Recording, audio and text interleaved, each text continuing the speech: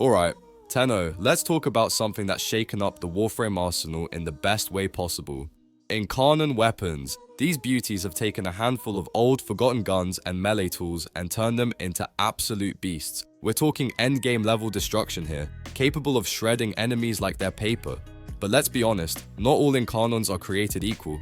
Some will make you feel like a walking god of the origin system, while others, well, they might need a bit of love to really shine. So, the big question is, which ones truly stand out? In this video, we're diving into the best Incarnon weapons in Warframe, ranking them based on raw power, usability, and just how fun they are to wield. And yes, we're factoring in all their spicy variants, primes, prisma, wraiths, vandals, you name it. Because who doesn't love a little variety? So grab your favorite frame, load up your arsenal, and let's see which Incarnon weapons deserve a permanent spot in your loadout. It's gonna be a blast, literally. I'm quickly moving on to the video and I'm ranking Incarnon weapons in Warframe. Before we start, if you enjoy these types of tier list videos, don't forget to like the video and subscribe. Enjoy watching. My friends, only 0.1% of viewers subscribe. If you like this type of content, please do not forget to subscribe to the channel. Thank you in advance for your support. The Incarnon weapons in this tier are, in order from top left to bottom right: Bow, Bronco, Furax, Magister, Nami Solo, Ruvox, and Cybiar. Oh, so you've made it this far into the list, huh? Well, let me just say, don't start rolling your eyes yet. The C tier weapons in Warframe may not be showstoppers, but they've got some charm. Sure, they require a bit of love, patience, and maybe a pinch of insanity to really shine, but hey, isn't that what being a Tenno is all about? Let's break down these underdogs. First up, we have Bow. This staff gets a little range buff, which sounds great on paper, right? Well, don't get too excited. Heavy attacks with this weapon are about as thrilling as waiting for a Grineer to finish a sentence. If you're into the whole polite poking vibe, the bow might be your jam, but let's be real, there are better ways to make an impression on your enemies. And then there's Bronco, which feels like the awkward cousin of the Lato's Incarnon. It's there, it works, but you're constantly reminded that it's not as good. If you're looking for a sidearm that screams mediocre, the Bronco is calling your name. Honestly, it's like comparing a knockoff action figure to the real deal. It looks the part, but falls apart when it matters. Moving on to the Furax. On paper, this thing should be amazing. Fire puddles on heavy slams? That sounds metal, but in reality, the effect is about as exciting as stepping on a lukewarm puddle of milk. Sure, it's different, but different doesn't always mean good. Unless you're chasing Furax Wraith for some mastery points, this one's more of a collector's item than a combat staple. Now, let's talk about the Magister. Combo potential? Meh. Wind up speed? Also meh. This thing swings like it's been loaded with regret and bad decisions. If you're a glutton for punishment and really like the idea of slow, underwhelming hammers, give it a try. Otherwise, save yourself the trouble and look elsewhere. Finally, the Cyber. What can I say? It's a polar bear of disappointment. Sure, there's a tiny stat buff, but it's barely noticeable. Swinging this thing feels like swatting flies with a marshmallow. It's just not satisfying. For a weapon that looks so cool, it's a shame it doesn't live up to its icy promise. So, are these weapons worth your time? Probably not, unless you're here to experiment or collect mastery. But hey, even the underdogs deserve a little love every now and then, right? Maybe, just maybe, you can find a way to make one of these shine. But if not, well, at least you'll have some entertaining stories to share in the relay.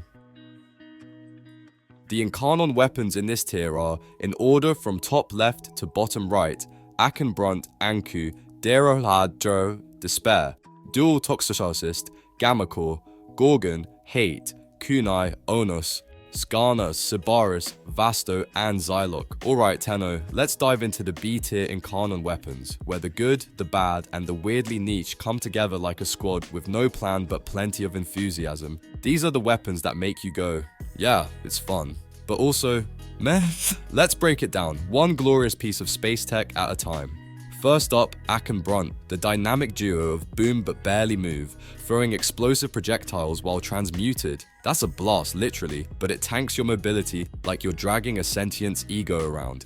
The real hero here is the holstered combo timer pause, which keeps your flow going when you're swapping between weapons. Stylish, if not meta.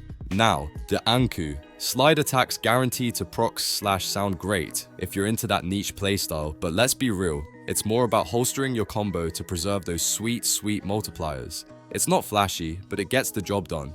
Think of it as the reliable teammate who brings snacks. Let's talk about Dara, especially the Incarnon variant. The base versions are like wet noodles in a rainstorm, just sad, but slap on Incarnon and suddenly you're cooking with high ground and extra magnetic damage. It's not the flashiest rifle, but it's got enough punch to hold its own.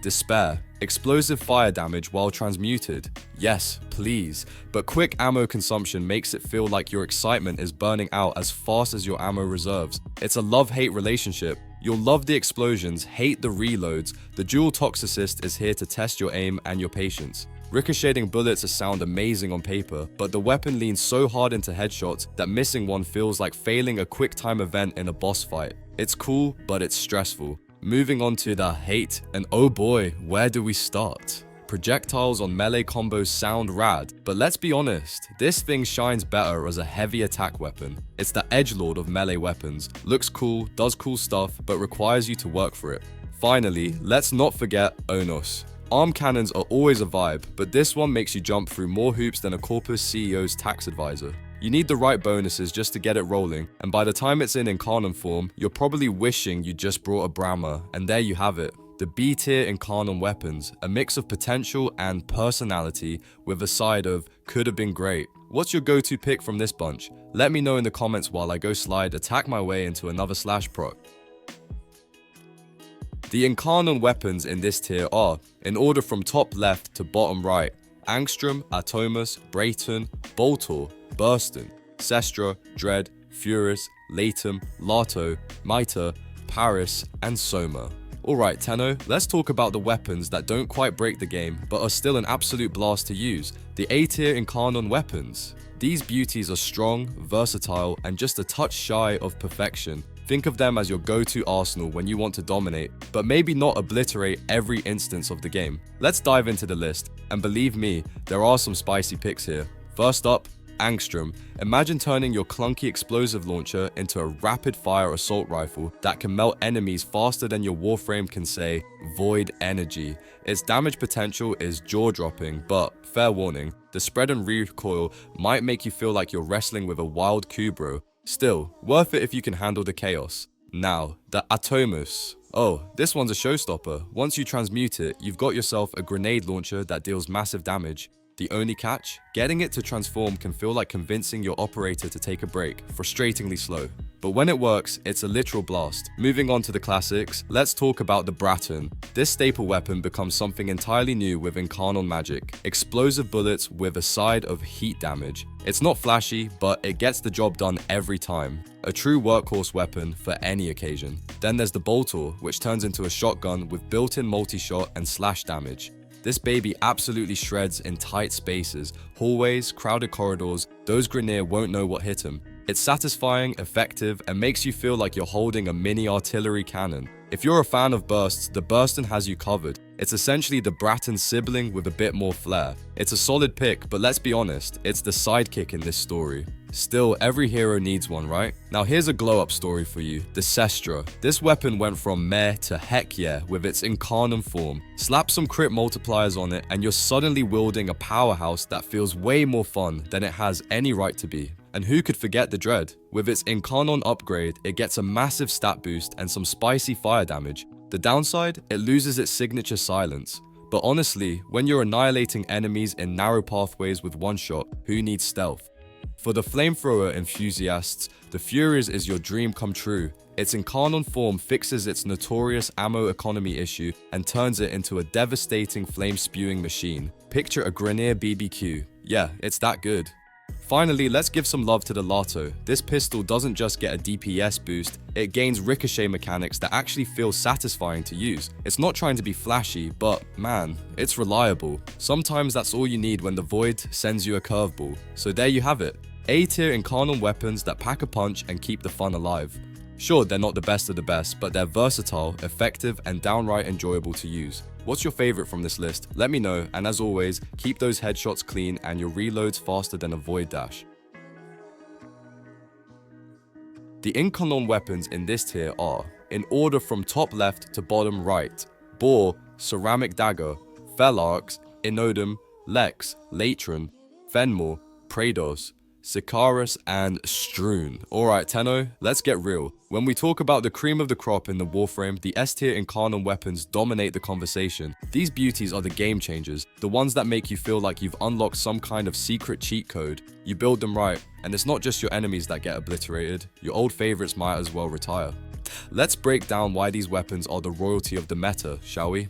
First up, the Boar. Imagine taking a weapon that's already good, giving it a chain beam ability, and watching it demolish entire rooms like it's got something to prove. It's a little step down from the Torrid, sure, but don't let that fool you. It's the kind of power that makes other shotguns look like they're just there for decoration. When this thing gets going, you're not playing Warframe anymore, you're playing Delete Frame.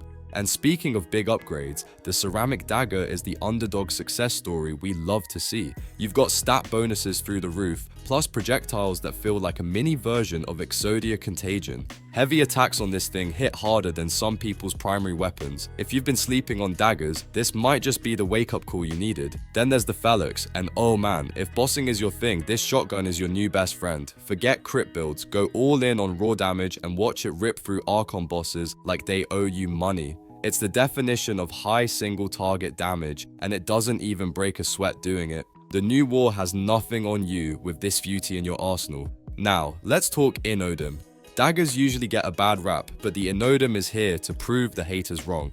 With a built-in Exodia Contagion that dishes out radiation damage, this thing isn't just a melee weapon, it's a pocket nuke.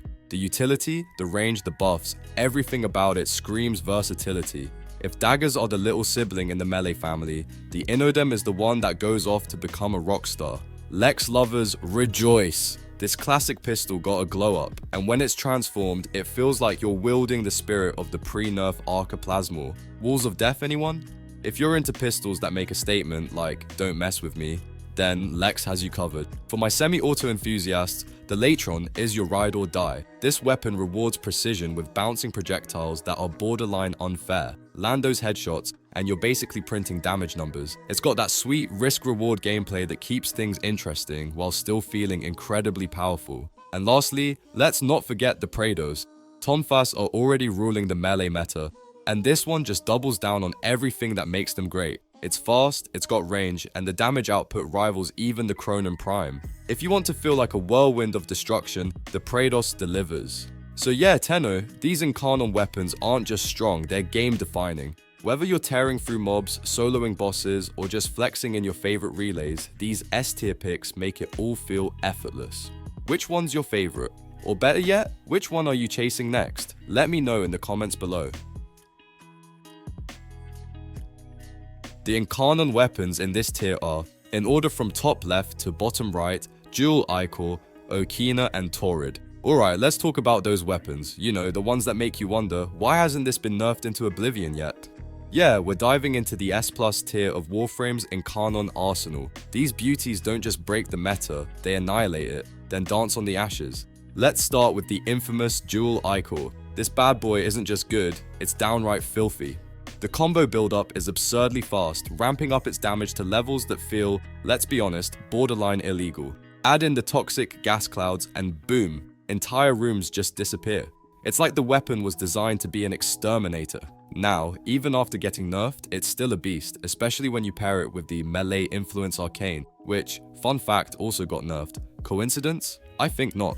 And then there's Okina. Don't sleep on these dual daggers because they're packing some serious heat. With spectral daggers flying around and proxying every status effect imaginable, this thing is a condition overload machine. Honestly, it might even give the Jewel Ichor a run for its money. The synergy is off the charts, and while most dual daggers are kind of meh, Okina is straight up chef's kiss. Oh, and let's not forget Torrid. 3 hits, transform it, and suddenly, it's like someone handed you a weapon with the power of 4 Amprexes strapped together. It melts waves of enemies like butter on a hot pan, absolutely bonkers. The video ends here. See you in another video. Don't forget to subscribe.